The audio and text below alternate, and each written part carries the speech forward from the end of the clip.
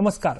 Hello doctor, ज्या कार्यक्रमाची आपण आतुरतेने वाट बघत असतात त्यात मी डॉक्टर चेतन दिलीप साळुंखे आपल्या सर्वांचं मनपूर्वक स्वागत करतो. हॅलो डॉक्टर हा आमचा आरोग्यविषयक लोकप्रिय कार्यक्रम आहे ज्यामध्ये आम्ही तुमच्या आरोग्यविषयक प्रश्नांचं वेळोवेळी तज्ज्ञ डॉक्टरांकडून मार्गदर्शन घेत असतो. आजचा कार्यक्रम हा आमचा प्रायोजित कार्यक्रम आहे. प्रेक्षको, निसर्गात अशा अनेक गोष्टी आहेत की ज्यांचा फक्त आपण अनुभव घेऊ शकतो पण दिसत नाही. आता निसर्गातील वाऱ्याचाच बघा ना, कोणी बघितलाय आजपर्यंत? परंतु निसर्गातील त्याचा स्वैरसंचार सर्वजण आजपर्यंत अनुभवत आलेत आणि अनुभव घेत आहेत.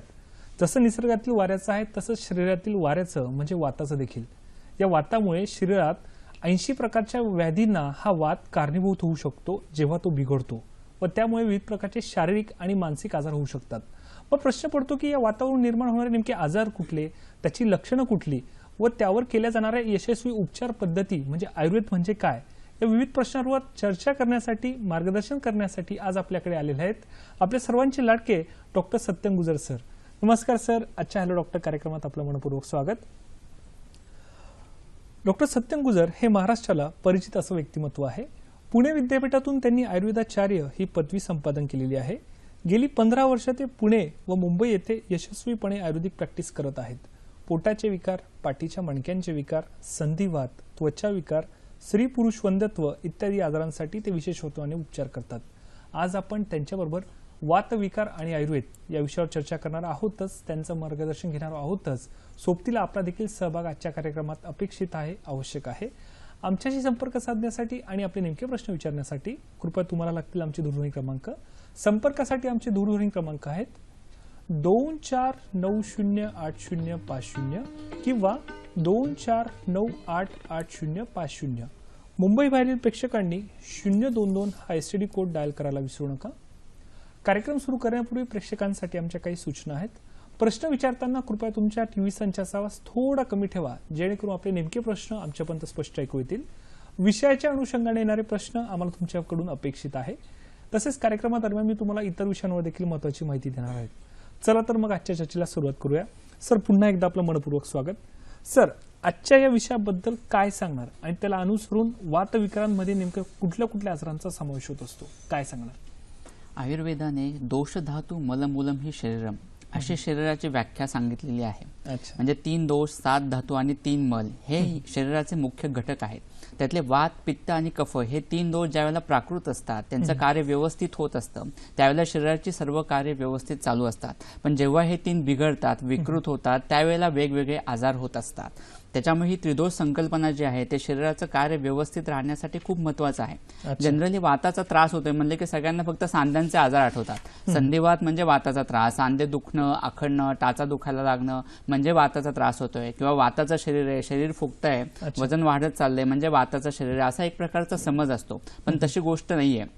आयुर्वेदाने फक्त वातामुळे होणारे जे व्याधी आहेत म्हणजे ज्यावेळेला शरीरातले पित्त आणि कफ हे नॉर्मल असतात, प्राकृत असतात, वाढलेले नसतात आणि फक्त एकांग वात वाढतो, त्यावेळेला जे व्याधी होतात त्याला वातव्याधी असं म्हणलं जातं, वातविकार म्हणलं जातं. आणि त्याचे 80 प्रकार आयुर्वेदाने सांगितलेले आहेत. त्यालाच नानात्मक व्याधी असं सुद्धा म्हणलं जात असतं. त्यामुळे सांध्यांशी संबंधित असणाऱ्या सर्व विकारांचा समावेश, सांधे दुखणं, आखडणं, सुजणं या सगळ्यांचा समावेश या वातविकारांमध्ये होत असतोच, प्रश्नच नाही. त्याच्याबरोबर पाठीच्या मणक्याशी संबंधित जे जे विकार आहेत म्हणजे पाठ दुखणं, मान दुखणं, कंबर दुखणं, हातापायांना मुंग्या येणं, स्पॉन्डिलायटिस, पाठीच्या मणक्यांना सूज येणं, स्पॉन्डिलोसिस म्हणजे पाठीच्या मणक्यांची झीज होणं, डिस्क सरकणं, स्लिप डिस्क, कॉर्ड कॉम्प्रेशन होणं, नस दबली जाणं, लंबॅगो म्हणजे पाठीच्या मणक्यांमध्ये एक प्रकारचा बाक येणं किंवा कॉर्ड कॉम्प्रेशन, ह्यासारखे जे विकार आहेत या सगळ्यांचा समावेश सुद्धा ह्या वातविकारांमध्येच होत असतो.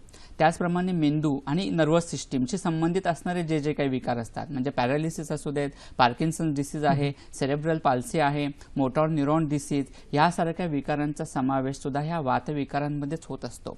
त्याचप्रमाणे वेगवेगळी जी ज्ञानेंद्रिय आहेत, पंचज्ञानेंद्रिय आयुर्वेदाने सांगितलेली आहेत, त्याच्याशी संबंधित असणारे जे विकार आहेत त्याचा समावेश सुद्धा ह्या वातविकारांमध्ये होत असतो. म्हणजे अचानक एखाद्याला एकदम गंधज्ञान कमी होतं, वासच येत नाही, किंवा आतापर्यंत सगळं व्यवस्थित असतं पण एकदम दिसेनासं होतं, दृष्टी नष्ट होते. हे जे काही विकार आहेत एकदम त्वचाचं स्पर्शेंद्रियाचं काम व्यवस्थित होत नाही, म्हणजे स्पर्शज्ञान त्या ठिकाणी व्यवस्थित होत नाही, बोलताना जीभ अडखायला लागते किंवा जीभ जड होते, हे जे काही विकार आहेत या सगळ्यांचा समावेश या वातविकारामध्ये होत असतो. त्यामुळे वातविकाराचा स्पेक्ट्रम हा खूप मोठा आहे. म्हणजे फक्त व्याधी स्वरूपात म्हणून 80 जरी सांगितलेले असले तरी वात वाढल्यामुळे जी लक्षणे दिसत असतात ती तर अगणित आहेत. म्हणजे अगदी साधं पायाला गोळे येणं हे नेहमी दिसणारं लक्षण असतं, हातापायांना मुंग्या येणं नेहमी दिसणारं लक्षण असतं, पोट व्यवस्थित साफ होत नाहीये, मलावष्टंभ आहे, ही कॉमनली फक्त वात वाढण्यामुळे दिसणारी लक्षणं ही तर लक्षणं ही अगणित आहेत. त्याच्यामुळे ज्या वेळेला आपण कोणत्याही नेहमी दिसणाऱ्या आजारांचा, अगदी साध्या आजारापासून पॅरालिसिस सारख्या मोठ्या आजारांचा विचार करत असतो त्यावेळेला ह्या वातविकृतीचा विचार करणं हे खूप महत्वाचं असतं. त्याच्यामुळे हे नक्की वातविकार होण्यामागची कारणं, त्याची लक्षणं नक्की काय दिसतात, कोणती लक्षणं दिसतात म्हणजे आपला वातविकार सुरू झालाय, या सगळ्यांचा सविस्तरपणे विचार करणं खूप महत्वाचं राहतं. सर, तुम्ही आता बऱ्याच जी व्याधी सांगितली त्याच्यामध्ये दुखणं, वात आणि दुखणं कष्टकारक म्हणजे क्लिष्ट असा वात आहे असं आपण म्हणू शकतो. सर, कार्यक्रमात आपल्याला पहिला फोन आलाय, अजितजी यांचा फोन आलाय उस्मानाबादवरून.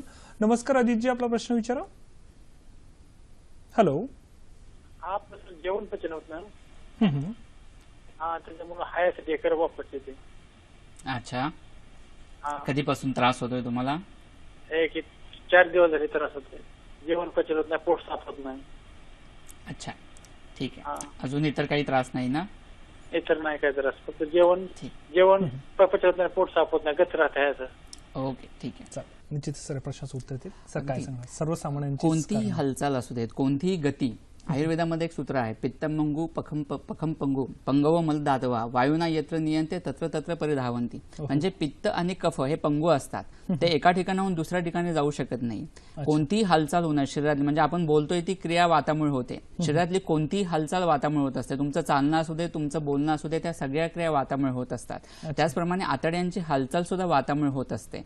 अन्नभाग पुढे ढकलणं किंवा मलभाग पुढे ढकलण्याची प्रक्रिया ही वातामुळे होत असते. ज्यावेळेला ही वाताची गती बिघडते, वात खाली न सरकता वर सरकायला लागतो, त्यावेळेला जी लक्षणं दिसतात तसाच तुमचा तो आजार आहे. सतत ढेकर होणं, पचन व्यवस्थित नसणं, मलभाग व्यवस्थित साफ न होणं, ही वाताची गती नॉर्मल नाही ही दर्शवणारी सगळी लक्षणं आहेत.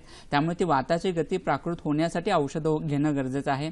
शेंदोलोन म्हणजे सेंदो मीठ तूप गरम पाण्याबरोबर, कारण 4च दिवस त्रास होतोय, त्यामुळे मे बी कोणत्या मोठ्या आजारामध्ये ते कन्वर्ट झालं असेल असं नाहीये. त्यामुळे शेंदोलोन तूप गरम पाण्याबरोबर घेतलं तर ही वाताची गती नॉर्मल होणं किंवा आतड्यांची हालचाल व्यवस्थित व्हायला मदत होईल आणि त्यांचा त्रास तुमचा कमी व्हायला मदत होईल. जर त्रास तसाच राहिला तर आयुर्वेदिक ट्रीटमेंट घ्या, त्रास नेहमीसाठी कमी व्हायला मदत होईल. निश्चितच. अजितजी, सरांनी काही घरगुती उपचार सांगितले, जर त्याचा फायदा करून घेतला तर निश्चितच आपला आजार कमी होण्यासाठी 100% मदत मिळू शकते. सर, आपण इतर आजारांबद्दल काहीतरी सांगत होतो, अजून काही त्याच्यात सांगता येईल का आपल्याला? कोणतेही आता जे आपण बघितले मेजर डिसीजेस, अगदी हृदयाचा आकार वाढणं, लेफ्ट व्हेंट्रिक्युलर हायपरट्रॉफी, कोणती हायपरट्रॉफी, नेहमीच्या पेक्षा साईज वाढते, व्यास याला म्हणलं, स्त्रंस, हार्नियाचा त्रास बऱ्याच जणांना असतो. इंगवळ हार्नियाचं ऑपरेशन बऱ्याच वेळेला केलेलं असतं, 3-4 वेळा ऑपरेशन्स होतं, मेश टाकली जाते, पण एका ठिकाणचा हार्निया बरा झाला की पुन्हा दुसऱ्या ठिकाणी होतो, पुन्हा रिलॅप्स होतो. ही कारणं सतत चालू असतात, कारण तो कोष्ठगत वात आहे. त्या ठिकाणी ज्यावेळेला ॲब्डोमिनल प्रेशर वाढतं, वात वाढल्यामुळे आतड्यांना सरकायला जागा नसते, म्हणून तो हार्निया होत असतो.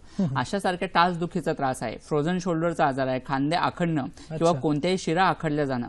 काही काहींना आजार कोणताच नसतो, रिपोर्ट सगळे नॉर्मल येत असतात, पण पूर्ण अंग ठणकत असतं, पूर्ण अंग दुखत असतं. काही काहींची फक्त डावीच बाजू दुखत असते, फक्त एकच पाय दुखत असतो, डावा पाय दुखणं, फक्त डावा गुडघा दुखतोय, सतत मुंग्या येत आहेत, किंवा काहींना उत्साह अजिबात जाणवत नसतो, अशक्तपणा वेगवेगळ्या प्रकारचा जाणवतो.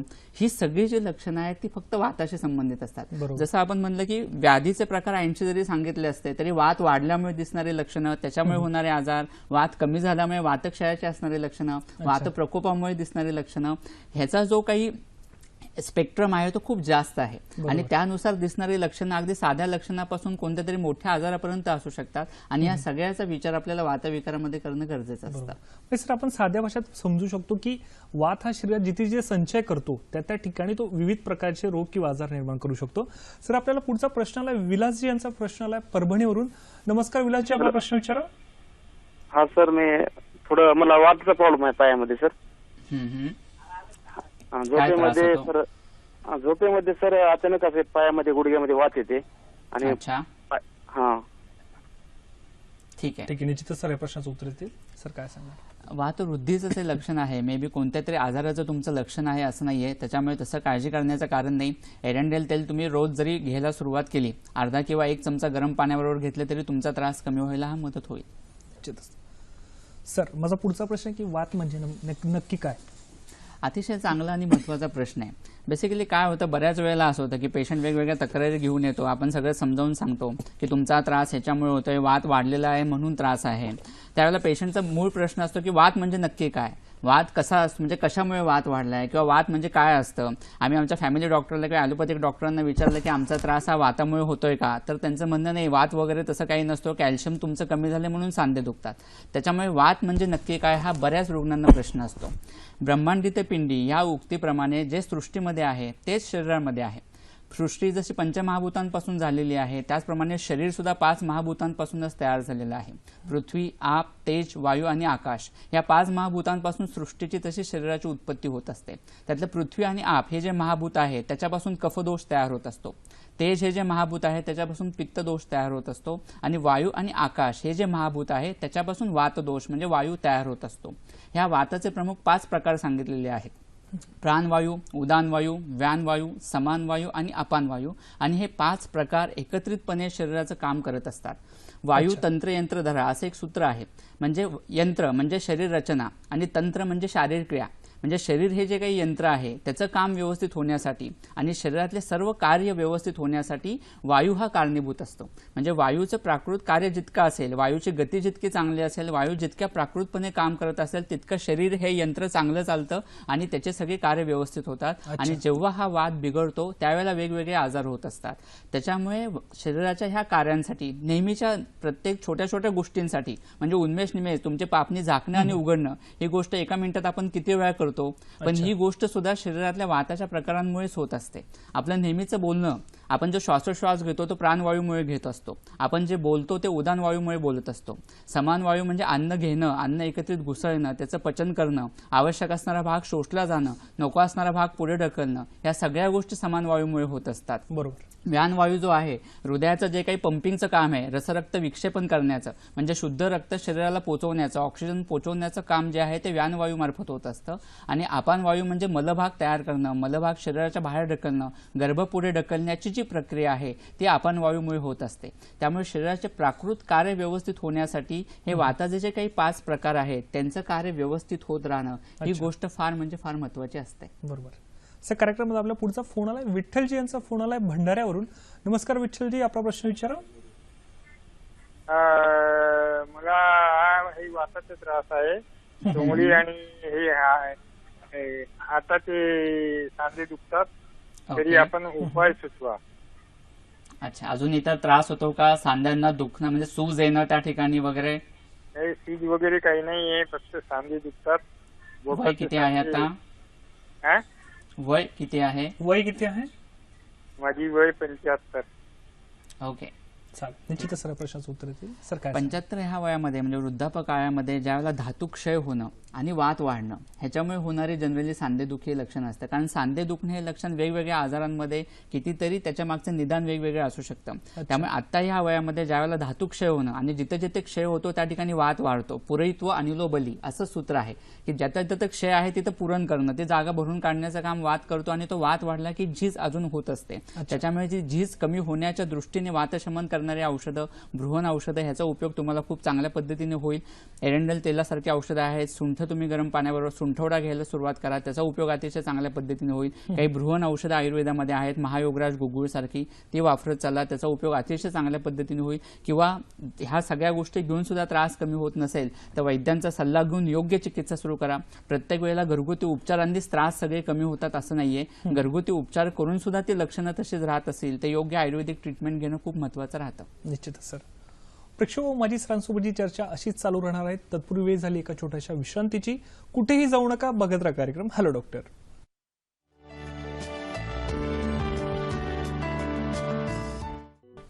ब्रेक नंतर पुन्हा एकदा आमच्या सर्व प्रेक्षकांचं मनपूर्वक स्वागत आहे. प्रेक्षको, मला माहिती आहे तुम्हाला देखील आजच्या तज्ञांना बरेच प्रश्न विचारायचे असतील. माझी देखील सरांसोबतची चर्चा अशीच चालू राहणार आहे. परंतु तुम्हाला माहिती आहे का, टरबूज म्हणजे वॉटरमेलॉन शरीरासाठी किती महत्त्वपूर्ण आहे? टरबूजमध्ये मुख्यतः 92% ही जलीय द्रव्ये असतात. तसेच त्यामध्ये vitamin A, vitamin B6, lycopene, antioxidant आणि अमिनो ऍसिड्स ही प्रचूर मात्रेत असतात की ज्याचा शरीराला चांगला फायदा होऊ शकतो. याविषयी आपण अधिक माहिती जाणून घेऊयाच. सर, ब्रेकनंतर पुन्हा एकदा आपलं मनपूर्वक स्वागत. सर, माझा पुढचा प्रश्न आहे की या वाताची नेमकी लक्षणं कोणती आहेत सर, त्याबद्दल काय सांगणार? शरीरातली प्रत्येक पेशी ही वात, पित्त आणि कफ ह्या 3 दोषांपासूनच तयार झालेली असते किंवा प्रत्येक पेशीमध्ये ह्या 3 दोषांचं काम दिसत असतं. त्यामुळे स्वाभाविक आहे ज्यावेळेला वाताची विकृती होते त्यावेळेला त्याची लक्षणं जी काही दिसणारी असतात ती अगदी केसांपासून पायाच्या नखांपर्यंत सगळीकडे दिसणारे असतात. प्रत्येक सिस्टीममध्ये, शरीरातल्या प्रत्येक स्त्रोतसांमध्ये, प्रत्येक धातूंवर त्याचा परिणाम होत असतो. त्यामुळे ज्यावेळेला वात वाढतो त्यावेळेला दिसणारी लक्षणं ही खूप फास्ट असतात. पण जनरली सामान्य लक्षणं असं आपण म्हणायला सुरुवात केली तर वात आधी वाढतो त्यावेळेला तो स्वस्थानात वाढणार आहे, स्वाभाविक आहे. त्याच्यामुळे श्रवणेंद्रिय म्हणजे कानाच्या ठिकाणी वात वाढणं, कानामध्ये वेगवेगळे आवाज यायला सुरुवात होणं, कान दुखणं, कानामध्ये सतत दडे बसणं, पहिल्यापेक्षा कमी ऐकायला येणं, अशा प्रकारचे लक्षणं सुरू होत असतात. सांध्यांच्या ठिकाणी, पाठीच्या मणक्याच्या ठिकाणी वात वाढायला लागतो. अस्थी ही वाताचं स्थान आहे, त्याच्यामुळे स्वस्थानात म्हणजे अस्थींच्या ठिकाणी त्याचा आश्रय असल्यामुळे त्याचा परिणाम अगोदर त्या ठिकाणी दिसायला सुरुवात होते. त्यामुळे सांधे दुखायला लागतात, सांधे आखडतात, सांध्यांच्या जे काही क्रिया आहेत, सांध्यांच्या मुवमेंट्स आहेत त्या पाहिजे तितक्या व्यवस्थित होत नाहीत. मांसपेशी आखडणं, पायांना गोळे येणं. पायांना गोळे येणं प्रामुख्याने लक्षण वात वाढल्याचं लगेच जाणवतं. जनरली 40-50 नंतर वात ज्यावेळेला जास्त वाढतो त्यावेळेला क्रॅम्प्स येणं, पाय एकदम असं पायात संकोच येणं आणि तो क्रॅम्प आला, पायात गोळे आले की पेशंटला तो दुखणं सहन होत नाही, इतका तो प्रकार जास्त असतो. मग तात्पुरतं तेल लावून शेकलं वगैरे की तो त्रास कमी होतो. म्हणजे वात शरीरात वाढायला सुरुवात झालेली आहे, तो स्वस्थानातून बाहेर पडायला सुरुवात झाली, हे त्याचं लक्षण असतं. मग हळूहळू असाच वात वाढत गेला की त्याचा इतरत्र परिणाम व्हायला सुरुवात होते. एक प्रकारचं शून्यत्व जाणवायला लागतं, म्हणजे कारण नसताना थकवा येणं, डोळ्यासमोर अंधार येणं, चक्कर येणं, थोडंसं काम केलं तरी थकून गेल्यासारखं वाटणं, अंगावर रोमांच उठल्यासारखं वाटणं, अंगाची एकदम थरथर होणं, थोडंसं काम केलं तरी सुद्धा थकवा झाल्यासारखं वाटणं, अशा प्रकारचे लक्षणं अशा पेशंटमध्ये दिसायला सुरुवात होत असते. थोडं चाललं तरी पाय भरून येत असतात, डोळ्यासमोर एकदम अंधारी येते, चक्कर येते. आयुर्वेदाने गतत्व नावाची एक संकल्पना सांगितलेली आहे. म्हणजे वात ज्या वेळेला वाढतो त्यावेळेला तो ज्या ठिकाणी जाऊन आश्रित होतो त्या ठिकाणी जी लक्षणं दिसत असतात त्याला गतत्व संकल्पना अशी दिलेली आहे. म्हणजे समजा वात वाढला आणि कोष्ठामध्ये, म्हणजे कोष्ठ म्हणजे पोटाच्या ठिकाणी जर वाताचं प्रमाण वाढलं किंवा त्या ठिकाणी वात वाढला तर जी लक्षणं दिसतात त्याचा समावेश कोष्ठगत वातामध्ये होत असतो. अच्छा सर, कार्यक्रमात आपला पुढचा फोन आलाय, धोंडीबा यांचा फोन आलाय पुण्यावरून. नमस्कार धोंडीबा, आपला प्रश्न विचारा. आपल्या खासरा काढलं ना तर बाहेर कप पडतो आणि पोटात गॅस असतो. अजून काही त्रास? वय किती आहे आपलं? ओके, ठीक आहे, चालेल. निश्चितच सर या प्रश्नाचं उत्तर देईल. सर काय सांगणार? रोज सकाळी 1 ग्लास कडकडीत गरम पाणी आप घेत चला, त्याच्यामुळे कफ जो काही अडकून राहतोय तो बाहेर पडायला मदत होईल आणि तुमचा त्रास कमी होईल. जर गॅसेसचा त्रास होतोय त्याच्यासाठी तेल लावून पोट शेकून घेणं किंवा बारीक आल्याचा तुकडा 1 चिमूट हिंग आणि 1 चिमूट मीठ टाकून जर चावून घेत गेलात तर तुमचा हा त्रास कमी व्हायला मदत होईल. निश्चितच धोंडीबाजींसाठी तसे इतर प्रेक्षकांनी मला सांगायचं की सरळ इथे घरगुती उपचार जे सांगत असतात ते कृपया जर आपण नोंद वहीत जर ठेवल्यात तर त्याचा चांगला फायदा होऊ शकतो. सर, फोन येण्यापूर्वी आपण वात विकारांच्या लक्षणांबद्दल बोलतो, त्याबद्दल अधिक काय सांगाल? अगदी, जे कोष्ठामध्ये वात वाढला म्हणजे पोटामध्ये जर वात वाढला तर त्यामुळे त्या पद्धतीने लक्षणं दिसायला सुरुवात होतात. वाताची गती प्राकृत राहत नाही, वाताची गती बिघडते, वात खाली न सरकता वर सरकायला लागतो. त्याच्यामुळे पोट जड होणं, गच्च होणं, पोट फुगणं, छातीवर दाब पडणं, बेचैनी, अस्वस्थपणा, ढेकर, पोट व्यवस्थित साफ होत नाही, मलमूत्र संघ असं लक्षण त्या ठिकाणी दिसायला सुरुवात होते. त्यावेळेला मूत्रप्रवृत्ती व्यवस्थित न होणं, मलबाग जाण्याची इच्छा होते पण पोट व्यवस्थित साफ होत नाही, अशा प्रकारचे लक्षण दिसतात. ब्रग्न म्हणजे हार्निया, आता जे आपण बोललो की सतत हार्निया होण्याची टेंडन्सी, हे कोष्ठामधला वात खूप वाढतो त्याच्यामुळे जाणवायला सुरुवात होत असते. डोळ्यासमोर एकदम असे काजवे फिरल्यासारखे वाटतात अशा पेशंटमध्ये, अशी लक्षणं जनरली अशामध्ये जाणवायला सुरुवात होतात. तोच वात ज्या वेळेला रसगत त्वगगत वात होतो म्हणजे त्वचेच्या आश्रयाने ज्या वेळेला वात वाढतो त्यावेळेला त्याच्यामुळे मग त्वचा फाटणं, त्वचा रुक्ष होणं, कोरडी होणं, अशा प्रकारचे लक्षणं दिसायला लागतात. ज्या वेळेला हा वात गुदगत होतो म्हणजे पक्वाशयाच्या ठिकाणी गुदभागे आश्रित होतो त्यावेळेला अर्श म्हणजे मूळव्याध होणं, भगंदर होणं, परिकर्तिका म्हणजे फिशर्सचा त्रास जाणवणं, जो गुदाशयाचा भाग आहे तो बाहेर येणं म्हणजे गुदभ्रंश होणं. त्याचप्रमाणे मूतखडा हे महत्वाचं लक्षण आयुर्वेदाने गुदगत वातामध्ये सांगितलेलं आहे. बऱ्याच वेळेला क्रिस्टल्स, कॅल्शियम क्रिस्टल्स वाढत आहेत त्याच्यामुळे मूतखडा होतोय, पुन्हा मूतखडा होण्याची टेंडन्सी बऱ्याच पेशंटला असते. कितीतरी वेळा ऑपरेशन्स होतात पण ऑपरेशन झाले तरी मूतखडा तयार होत असतो. आणि अशा वेळेला फक्त तुम्ही कॅल्शियम जास्त असणारे अन्न कमी करून त्रास कमी होतो असं होत नाहीये. अच्छा. आयुर्वेदाने गुदगत वातात प्रमुख मूत्र शर्करा तयार होणं आणि मूतखडा तयार होणं ही लक्षणं सांगितलेली आहेत. आणि त्या दृष्टीने ज्यावेळेला जोपर्यंत उपचार होत नाहीत तोपर्यंत सतत मूतखडा होण्याची टेंडन्सी गेली असं होत नाही. आणि ह्याच्यामध्ये निरोह बस्तीचा उपयोग म्हणूनच अतिशय चांगल्या पद्धतीने होत असतो. निरोह बस्तीचा कोर्स आपण 16 दिवसांचा पूर्ण केला तर हा त्रास बरा व्हायला खूप चांगल्या पद्धतीने मदत होत असते. बरोबर, निश्चितच. सर, कार्यक्रम आपला पुढचा फोन आलाय, पोपटजी यांचा फोन आलाय अहमदनगरवरून. नमस्कार पोपटजी, आपला प्रश्न विचारा. हा सर, आमच्या मंडळीला संपूर्ण अशी पायावर आणि चेहऱ्यावर सूज येते सर. अच्छा. तर आम्ही नगरला मोठ्या हॉस्पिटलमध्ये संपूर्ण चेकिंग केली, थायरॉइड वगैरे असं काही, त्यात काहीच नाही निघलं. कधीपासून सूज येते, किती दिवस झाले? साधारण एक 2-3 महिने झाले सर. अजून काही त्रास होतो का? नाही, फक्त सूज येते. ओके. आणि थकवा जाणवतो काम करताना. येस. अच्छा, ठीक आहे. निश्चितच सर, या प्रश्नाचं उत्तर देते.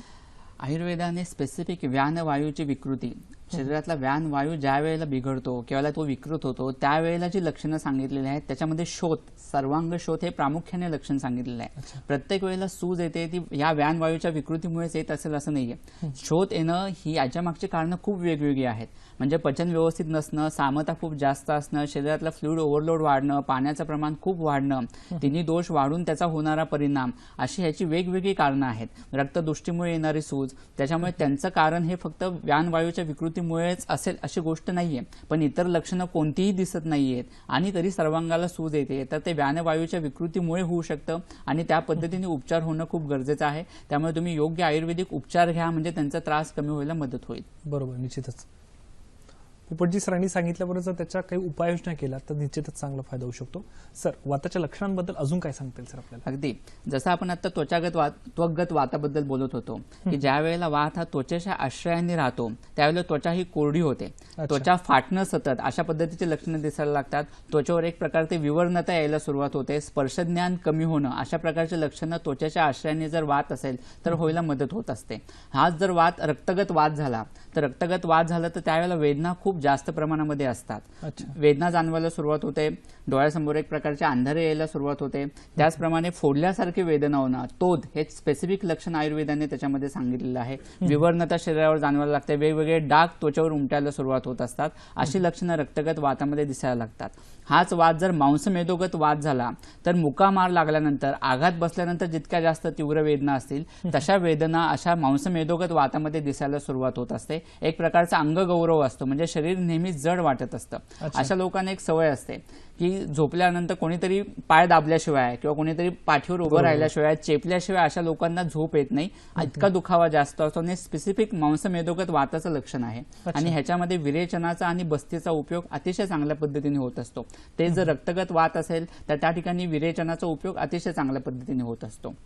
पुढे अस्थि मज्जागत, मज्जागत म्हणजे ज्याला अस्थि आणि मज्जा ह्या धातूंच्या आश्रयाने वात राहत असतो त्यावेळेला जी लक्षणं दिसत असतात त्यावेळेला सुद्धा तो उद्भेद अस्थींच्या ठिकाणी, अस्थिपर्वांच्या ठिकाणी म्हणजे सांध्यांच्या ठिकाणी ही लक्षणं अशा पेशंटमध्ये खूप जास्त प्रमाणात दिसत येत असतात. आणि हा दुखावा सतत असतो, म्हणजे कधीतरी कळ आली म्हणून दुखणं असं होत नाही. आणि वर्षानुवर्ष आजार असणारे पेशंट असतात ज्यांना गुडघेदुखीचा, सांधेदुखीचा त्रास वर्षानुवर्ष आहे. प्रत्येक वेळेला तो संधिगत वातच असेल असं नाहीये, तर 40 ते 50% पेशंट हे अस्थिमज्जागत वातामध्ये सुद्धा येणारे असतात. पुढचा जो धातू आहे, शेवटचा धातू शुक्र. शुक्राच्या या आश्रयाने ज्या वेळेला वात राहतो त्यावेळेला जनरली बऱ्याच जणांना शीघ्रपतनाचा त्रास होत असतो आणि लैंगिक समस्या म्हणून त्याच्याकडे पाहिलं जातं. तात्पुरती शॉर्ट टर्म ट्रीटमेंट केली जाते शीघ्रपतनासाठी म्हणून, असे औषधं ज्याचा लगेच उपयोग होईल असे वापरले जातात, पण त्यांनी उलट त्रास वाढायला मदत होत असते. आयुर्वेदानुसार शुक्रगत वाताचं एक प्रमुख लक्षण म्हणून शीघ्रपतन हे लक्षण दिसत असतं आणि त्याच्यासाठी म्हणून जोपर्यंत तुम्ही उपचार करत नाही तोपर्यंत हा आजार बरा झालाय अशी गोष्ट होत नाही. स्त्री शुक्र पण आयुर्वेदाने सांगितलेलं आहे आणि या स्त्री शुक्राच्या आश्रयाने जर वात राहिला तर सतत गर्भस्राव होणं, म्हणजे अशा लेडीजमध्ये, स्त्रियांमध्ये अबॉर्शन होण्याचे, गर्भस्राव होण्याची टेंडन्सी खूप जास्त प्रमाणात असते. आणि मग त्या पद्धतीने उपचार होणं, त्या शुक्राला बल देण्याच्या दृष्टीने, तिथला वात कमी होण्याच्या दृष्टीने उपचार होणं हे खूप गरजेचं असतं. पुढची जी गोष्ट आयुर्वेदाने सांगितली की इंद्रियगत वात, ज्यावेळेला इंद्रियांच्या साह्याने, अधिष्ठानाने वात राहतो त्यावेळेला, जसं आता आपण म्हणलं की पंच ज्ञानेंद्रिय जी आहेत म्हणजे एकदम दिसायला बंद होणं, आता व्यवस्थित बोलतोय पण आता बोलता येत नाहीये, जीभ अडखळतीये किंवा मूक मिनमिन गदगद हे जे काही प्रकार सांगितलेले आहेत, स्पष्ट उच्चार न येणं, बोलताना अडखळत बोलणं, पहिला शब्द अडखळत बोलणं किंवा अजिबातच बोलता येत नाहीये, पूर्णतः मुकत्व आहे, ही जी गोष्ट आहे हे इंद्रियगत वात म्हणजे त्या ज्ञानेंद्रियाच्या अधिष्ठानाची विकृती असणं आणि त्या ज्ञानेंद्रियाचीच विकृती असणं, ह्या दोन्हीमध्ये फरक आहे. आणि ज्या वेळेला त्या ज्ञानेंद्रियाची विकृती असते त्यावेळेला तो इंद्रियगत वात असतो आणि त्या पद्धतीने उपचार होणं गरजेचं असतं. आणि आयुर्वेदानुसार हे प्राणवायूच्या दृष्टीमुळे होत असतं. वाताचे जे 5 प्रकार आहेत त्यातल्या स्पेसिफिक प्रत्येक वायूच्या विकृतीमुळे होणारे आजार सुद्धा आयुर्वेदाने सांगितले. म्हणजे आता जे आपण इंद्रियांची दृष्टी बघितली, इंद्रियगत वात, तर प्राणवायूची विकृती झाली तर ते इंद्रियांची दृष्टी होत असते. हीच प्राणवायूची जर विकृती झाली त्याच्यामुळे श्वास लागणं, दम लागणं, खोकला येणं सतत, ह्या प्रकारची लक्षणं सुद्धा पेशंटला जाणवायला लागतात. तीच उदान वायूची विकृती झाली तर कंठरोग होतात, अरोचक म्हणजे भूक कमी होणं किंवा ऊर्ध्वजत्रुकृत विकार जे आहेत ते उदान वायूमुळे होत असतात. समान वायूची विकृती असेल तर पोटाशी संबंधित असणारे पचनाशी संबंधित आजार, ग्रहणी हे जाणवायला लागतात. अपनाशी संबंधित विकृती असेल तर मलमूत्र संघ होणं, उदभ्रंश किंवा शौचाच्या ठिकाणी असणारे जे काही वेगवेगळे आजार जाणवतात ते जाणवायला सुरुवात होत असते. व्यान वायूची विकृती असेल तर उत्साहहानी, बलहानी अशा प्रकारची लक्षणं दिसत असतात. बरोबर, म्हणजे वाताचं किती कार्य असू शकते शरीरातलं आपण सांगू शकतो. सर, कार्यक्रमात आपला पुढचा फोन आलाय, मच्छिंद्रजी यांचा फोन आलाय नाशिकवरून. नमस्कार मच्छिंद्र, आपला प्रश्न विचारा. सर, आता माझ्या पायाला आहे ना एक मुंग्या येत आहे उभं राहिल्यानंतर. अच्छा. आणि टाच खाली ना सुजलेली, असं जे पाठीमागचं असतं ना सुजलेली, तर मग हा वाताचा प्रकार असू शकतो का बुवा? ओके, ठीक आहे, चालेल, निश्चितच सर प्रश्नाचं उत्तर येतील. सर काय सांगू? पायांना मुंग्या येणं हे जे तुमचं लक्षण आहे, हा जो त्रास आहे तो स्वाभाविक आहे, वात विकृतीमुळेच होतो आहे. नसा कमरेमध्ये जर दबल्या गेल्या असतील त्याच्यामुळे सुद्धा हा त्रास होऊ शकतो. प्रत्येक वेळेला नस दबली गेली असेलच किंवा पाठीच्या मणक्याचा कोणता तरी मोठा आजार असेलच अशी गोष्ट नाहीये. फक्त वात वाढल्यामुळे वात प्रकोपाचं लक्षण म्हणून सुद्धा मुंग्या येणे दिसू शकतं.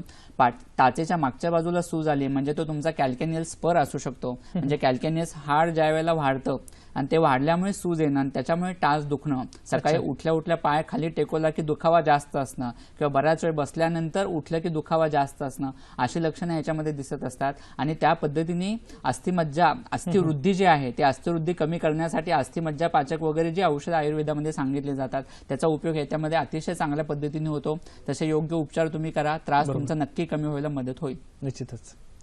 प्रेक्षको, माझी सरांसोबतची चर्चा अशीच चालू राहणार आहे. तत्पूर्वी वेळ झाली एक छोट्याशा विश्रांतीची, त्यामुळे कुठेही जाऊ नका, बघत राहा कार्यक्रम हॅलो डॉक्टर.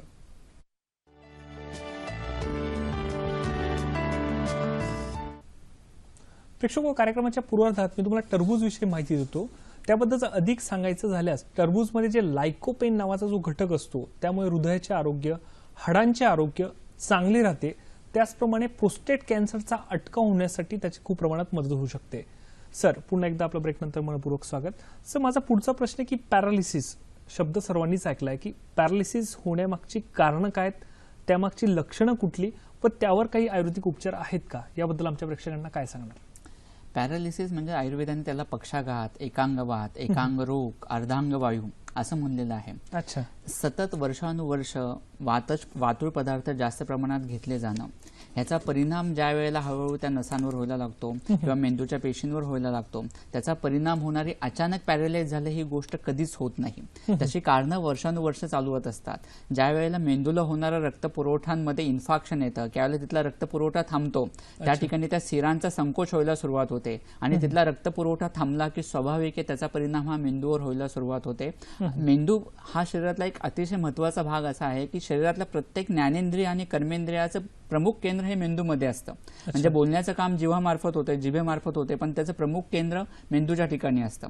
असं शरीरातल्या प्रत्येक भागाचं केंद्र ह्या मेंदूच्या ठिकाणी असतं. त्यामुळे स्वाभाविक आहे मेंदूच्या ठिकाणचा ज्या वेळेला रक्तपुरवठा कमी होतो, थांबतो, त्यावेळेला स्वाभाविक आहे त्या ठिकाणी जिथं रक्तपुरवठा थांबलेला आहे आणि तिथं जे केंद्र आहे त्या ठिकाणचा जो काही पूर्ण भाग आहे तो पॅरालाइज झाल्यासारखा वाटतो. म्हणजे समजा मेंदूच्या उजव्या भागाच्या ठिकाणी रक्तपुरवठा थांबलेला आहे तर त्या ठिकाणी जे काही शिरा नर्व्स निघता आहेत त्या मेडुला ऑब्लांगेटाच्या इथे विरुद्ध बाजूने जातात आणि त्यामुळे डाव्या बाजूला पॅरालाइज होतं.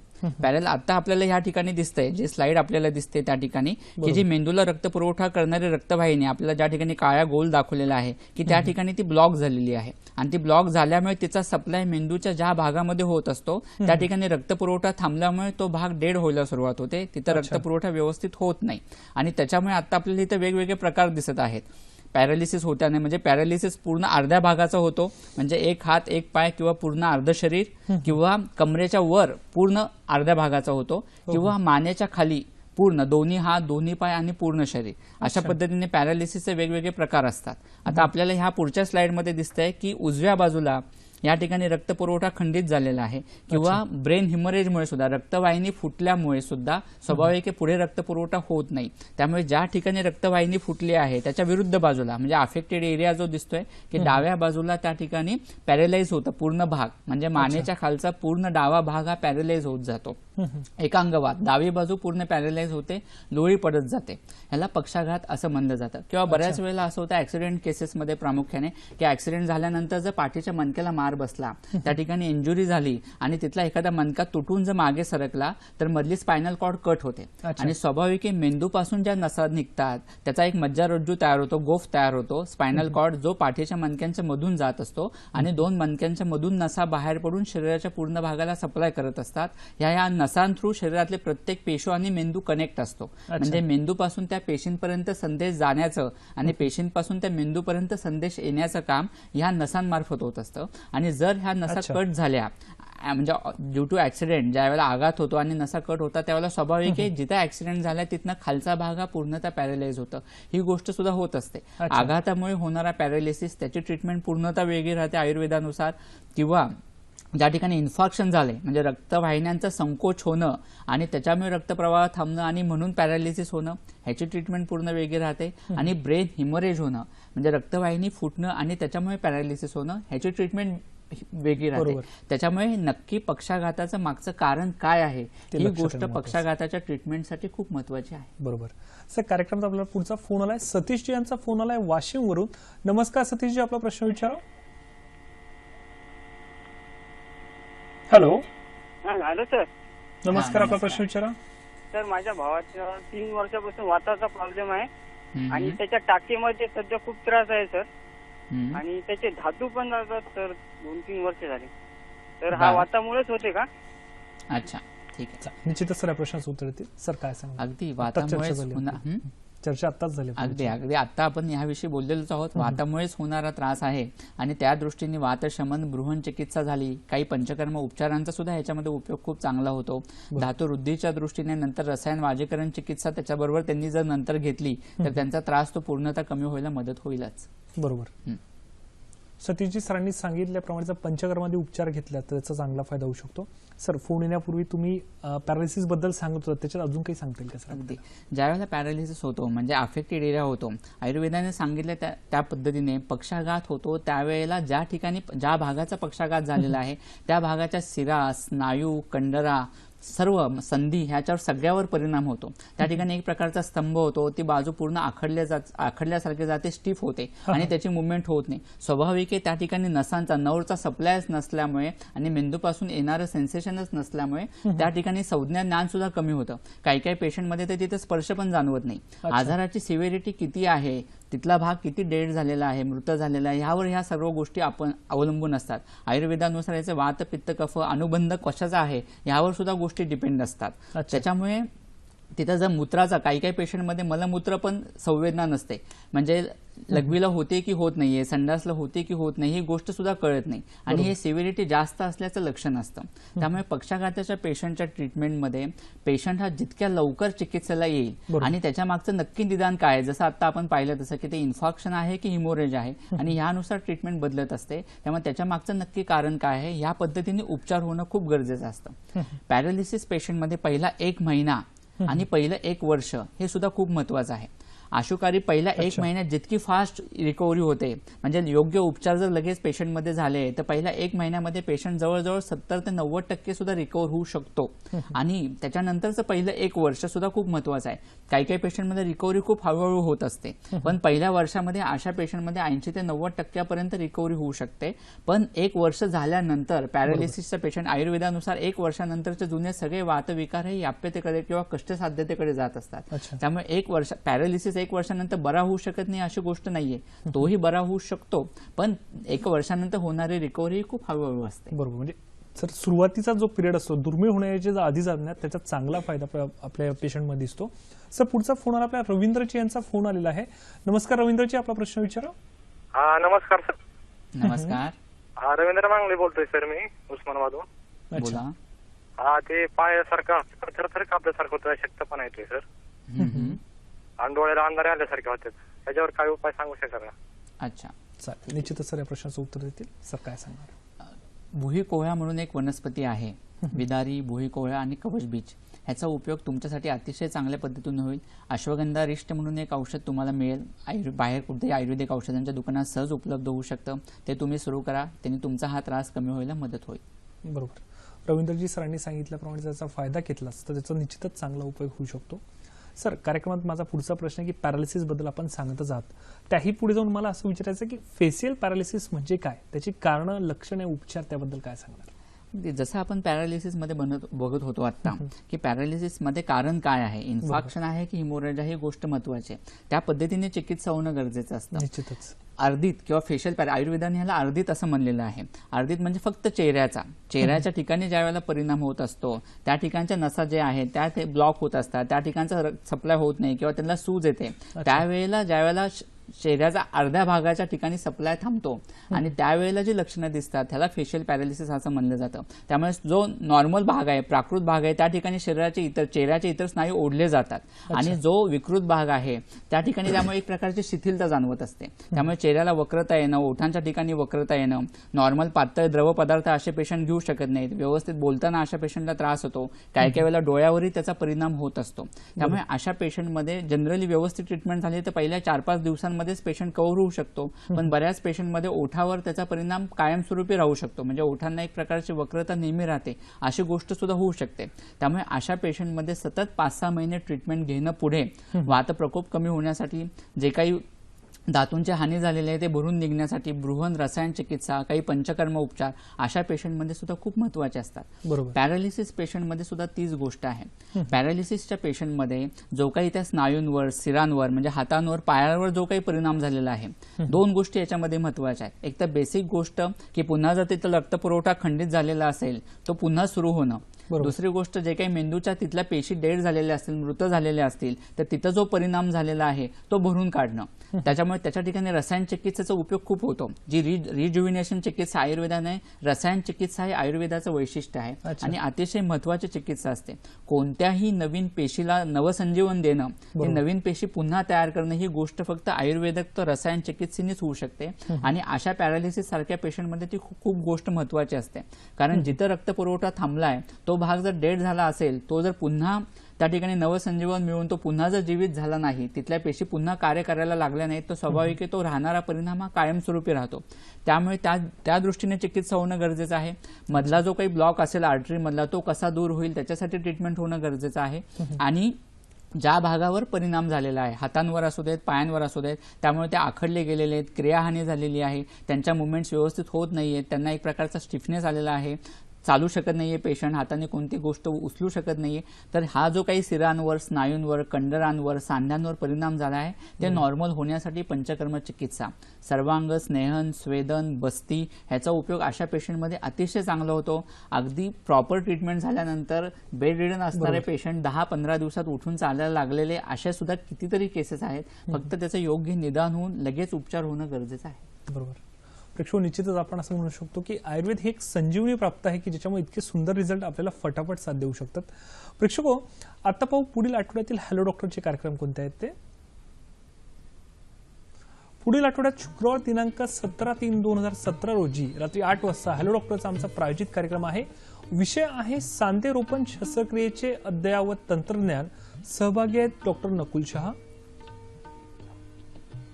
तसेच शनिवार दिनांक 18/3/2017 रोजी रात्री 8 वाजता हा देखील आमचा हॅलो डॉक्टरचा प्रायोजित कार्यक्रम आहे.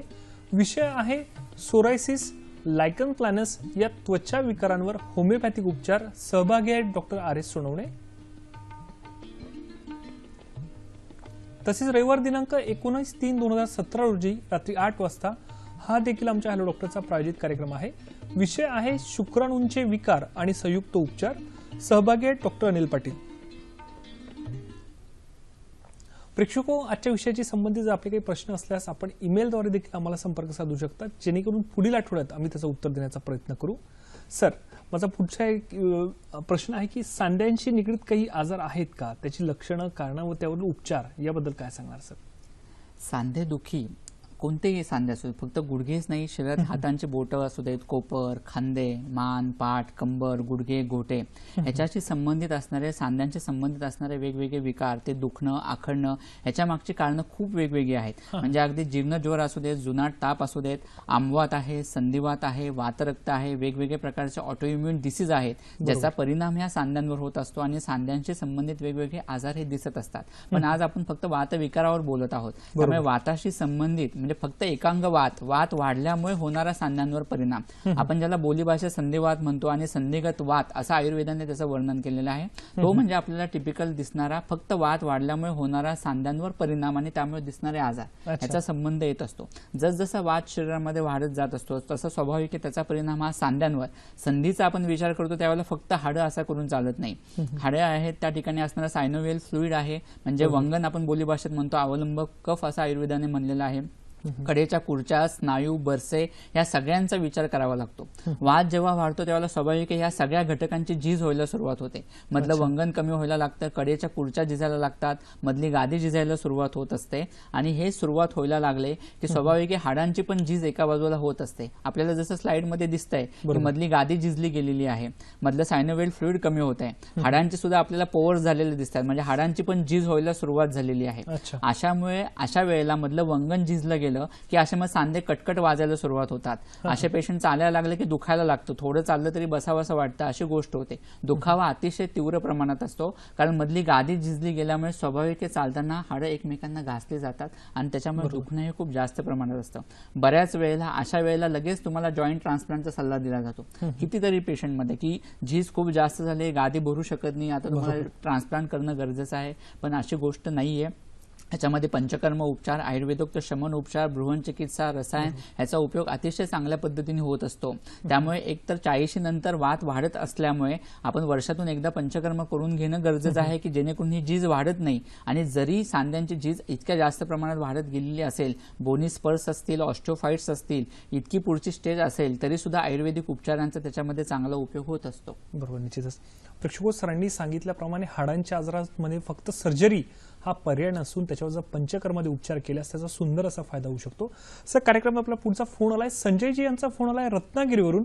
नमस्कार संजयजी, आपला प्रश्न विचारा. हा, माझं कसं आहे, माझ्या पित्ताचा त्रास खूप होतोय, म्हणजे कसं जेवलं वगैरे की ढेकरं आम्हाला पित्ताचा त्रास खूप असं प्रॉब्लेम. हा, ओके, ठीक.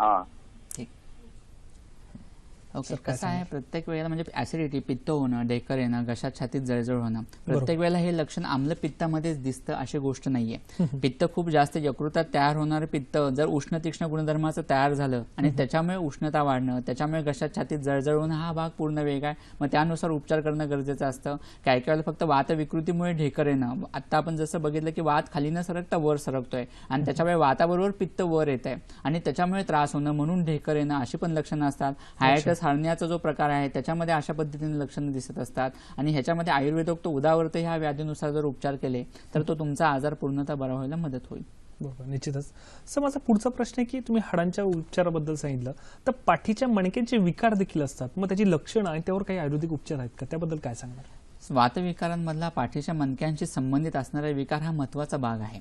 वात हा अस्थींच्या आश्रयाने असल्यामुळे आणि पाठीचे मणके हे हाडांपासूनच तयार होत असल्यामुळे स्वाभाविक वात वाढला की त्याचा परिणाम हा हाडांवर, पाठीच्या मणक्यांवर होतच असतो. पाठीच्या मणक्यांची एका बाजूला झीज होणं, पाठीचे मणके ज्या सांध्यांनी जोडले गेलेले आहेत त्या सांध्यांची झीज व्हायला सुरुवात होते, त्यामुळे दोन सांधे एकमेकांच्या जवळ येतात. ते सांधे जवळ आले की मधली डिस्क चकती आहे ती दबली जाते, ती चकती खाली सरकते, त्याला स्लिप डिस्क असं म्हणलं जातं. चकती खाली सरकली की दोन मणक्यांमधली जी नस बाहेर पडती आहे ती दबली जाते आणि ती दबली गेल्यामुळे पुढची लक्षणं दिसायला लागतात. मग तो सायाटिका असू देत, पाठ दुखणं, मान पाठ कंबर दुखणं, हातापायांना मुंग्या येणं, हातापायांमध्ये एक प्रकारची बधिरता जाणवणं, मान आणि खांदे दुखणं, चक्कर येणं, डोळ्यासमोर अंधारी येणं, अशी लक्षणं दिसतात.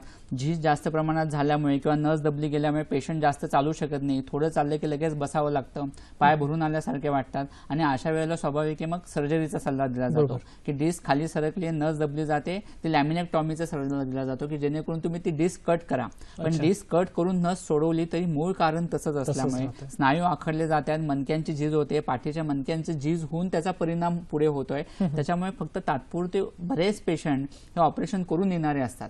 पाठीच्या मणक्यांशी संबंधित जे आजार आहेत त्याच्या बाबतीत असं खूप वेळेला होतं की ऑपरेशन केले तरी तात्पुरतं बरं वाटलं पण पुन्हा त्रास व्हायला सुरुवात झाली. आणि मग अशा वेळेला पुढे काय करायचं हे प्रश्नचिन्ह उभं राहतं. मग त्यावेळेला तुम्हाला योग्य उपचार करणं, मूळ कारण बघणं, ती झीज कशी थांबेल, ज्या वेगात झीज होते तो वेग थांबला पाहिजे. आणि वात वाढणारा शरीरातला आपण जोपर्यंत कमी करत नाही तोपर्यंत झीज थांबली अशी गोष्ट होत नाही. त्यामुळे तो वात कमी करणं गरजेचं आहे. मग ती झीज कशी कमी व्हायला मदत होईल, स्नायू आखडणं कमी झालं की मणक्यांवरचं ताण कमी होईल आणि ती नस सुटायला हळूहळू मदत होऊ शकते. आणि ह्याच्यासाठी वेगवेगळे पंचकर्म उपचार आणि वातशमन करणारी औषधं वापरणं गरजेचं आहे. तर slip disc, cord compression, spondylitis, spondylosis यासारख्या सगळ्या पाठीच्या मणक्यांमध्ये त्याचा उपयोग होतो. बरोबर. सर, तुम्ही आता जे वातविकारात जे पाठीच्या मणक्यांचं दुखणं सांगितलं त्याला अनुसरून पुढचा असा प्रश्न की बऱ्याच वेळा पार्किन्सन्स, अल्झायमर डिसीज हे देखील होऊ शकतात. मग हे देखील वातविकारातच येतात का? त्याबद्दल काय सांगता येईल? अगदी हे जे दोन्ही डिसीज आहेत हे वातविकारांमुळेच होणारे असतात. म्हणजे वात वाढत गेला की जसे आता आपण बघितलं की अस्थिची झीज होते, सांध्यांची झीज होते, तसं वात वाढला की शरीरातल्या प्रत्येक पेशीची झीज होत असते. तसेच ज्या वेळेला मेंदूच्या पेशींची झीज होते त्याच्यामुळे दिसणारे जे आजार आहेत त्यातलाच पार्किन्सन्स आणि अल्झायमर हे दोन आजार आहेत. वाताचा चलक गुण जेव्हा खूप वाढतो, वाताचं सूक्ष्म, खरं, चल, लघु असे वेगवेगळे शीत असे वेगवेगळे गुण आहेत. आजार करणारे तिघच आहेत, वात, पित्त, कफ. मेन आजार करणारे 3 आणि आजारांची संख्या अगणित. अशी गोष्ट का असते? कारण आजार करणारे 3 असले तरी वात कोणत्या गुणांनी वाढलाय, तो कुठे संश्रित झालाय, पित्त कोणत्या गुणांनी वाढलंय, कोणत्या धातूंच्या ठिकाणी आश्रित होतंय, ह्याप्रमाणे स्थानसंश्रय कुठे होतोय, दोषदुष्य समूर्छना कशी होते, ह्या पद्धतीने आजार बदलत असतात.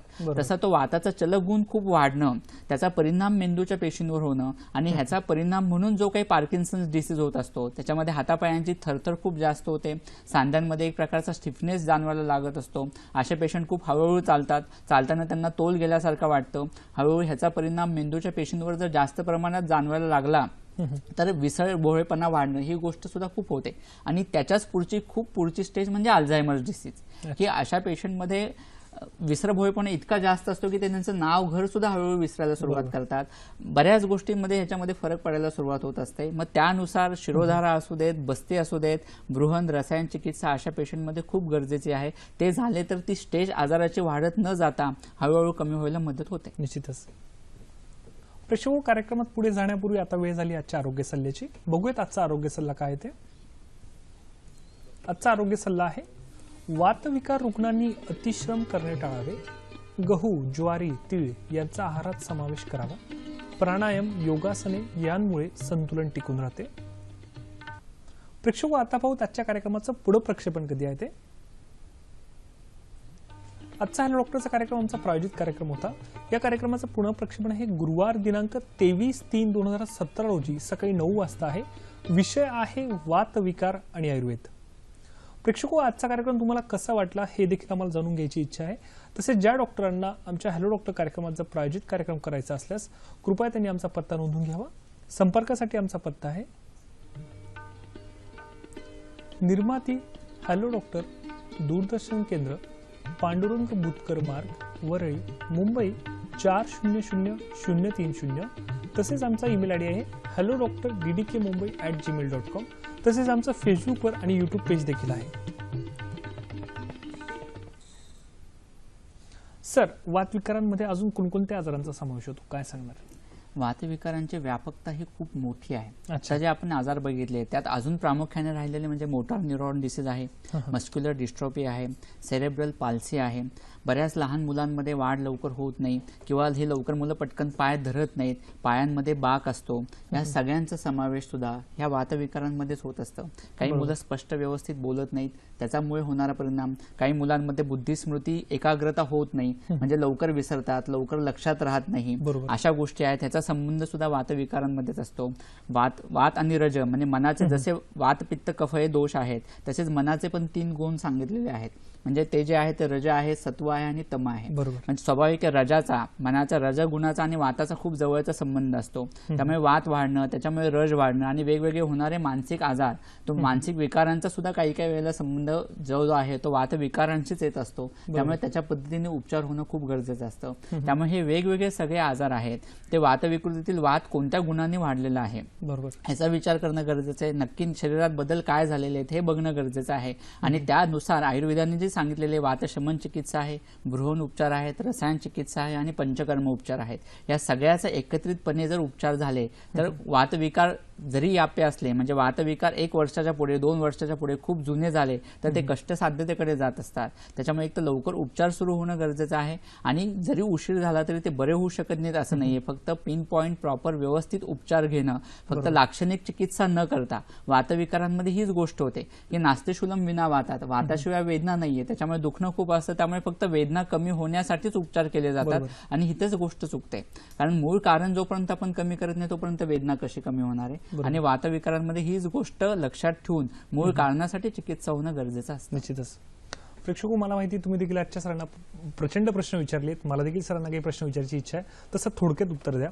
वातविकारातील उपचारांबद्दल थोडक्यात काय सांगता येईल? वातविकारामध्ये प्रामुख्याने शमन, तैल, विविध सिद्ध तैल आणि सिद्ध घृतांचा उपयोग अतिशय चांगला होतो. आणि वातविकार आणि बस्ती हे समीकरणच आहे, त्याच्यामुळे बस्ती चिकित्सेचा या पंचकर्माचा उपयोग सगळ्या वातविकारांमध्ये खूप चांगला होतो. बरोबर. सर, दुसरा प्रश्न आहे की वातविकारांचा आणि ऋतूंचा काही संबंध आहे का? हो, ज्या वेळेला वर्षा ऋतूमध्ये वात वाढतोच, प्राकृत जे काही ऋतुमान आहे, म्हणजे वसंत ऋतूत कफ वाढतो, तसंच वर्षा ऋतूमध्ये वात वाढतो. बरोबर, निश्चितच. प्रेक्षको, सरांनी आज ज्याबद्दल सांगितलं त्याबद्दल मला थोड्या काही ओळी आठवत आहेत. जंगलात लागलेल्या आगीच्या वणव्यावर पावसाच्या एका सरीने देखील आग विझते, त्याचप्रमाणे शरीरात वाढलेल्या वातावर आयुर्वेदिक उपचारांनी आपण त्याच्यावर यशस्वी याचे उपचार साध्य करू शकतो. सर, आज आपण इथे आलात, आमच्या प्रेक्षकांना वात विकार आयुर्वेद या विषयावर इतकी महत्त्वपूर्ण माहिती दिली, त्याबद्दल सह्याद्री वाहिनीतर्फे व माझ्या हॅलो डॉक्टरच्या संपूर्ण टीमतर्फे मी आपल्याला मनपूर्वक आभार व्यक्त करतो. धन्यवाद.